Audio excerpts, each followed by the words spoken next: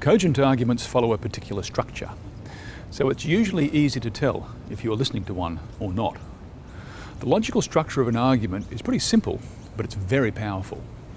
We gather the things we know or think might be true about an issue. We then try and put these together in a coherent way so they lead us to a conclusion. The things that we think might be true are called premises. And we list these in a way that makes sense. The conclusion is the end point of our reasoning, at least for that particular argument. We call going from the premises to the conclusion inferring. Let's look at Dave's argument from before and see if it fits what I've just said. Dave had two main premises leading to a conclusion. Birds must be aerodynamic to fly, and bush turkeys are not aerodynamic. Therefore, bush turkeys can't fly. Now we can see that Dave's argument has premises and a conclusion, but how do we know if he is correct? Well, there are two main ways we can evaluate his argument. One is to ask if his premises are in fact true. Let's look at the first premise. Must birds be aerodynamic to fly? Are there birds that fly that aren't aerodynamic?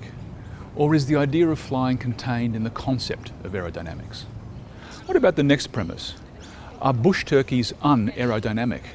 Maybe and maybe not. Either way, putting the argument in this form allows us to ask those questions. The second way to evaluate the argument is to see if the path between the premises and the conclusion is a solid one. Does the conclusion follow logically from the premises? In this case, if the premises are true, we might have some confidence in the conclusion. Okay, so let's get a bit formal about this and start using some technical terms that are used in argumentation. If the conclusion follows logically from the premises, we say the argument is valid. If it does not, then the argument is invalid. If Dave's argument looked something like this: birds must be aerodynamic to fly, bush turkeys are not aerodynamic, therefore bush turkeys taste terrible, we would question how he got from his premises to his conclusion. Because there's no logical path, his argument would be invalid.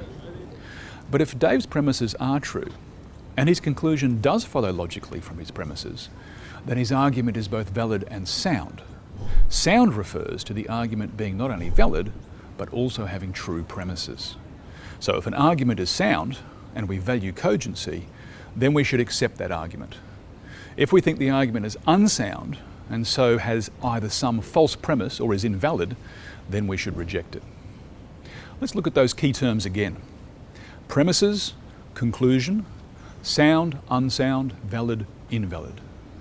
These words give us a way to analyse and evaluate our thinking, inasmuch as our thinking takes the form of an argument. Damn! Oh, what's wrong? I broke my mirror. 7 years bad luck to you. The fallacy of non sequitur. There is no link between premises and conclusion.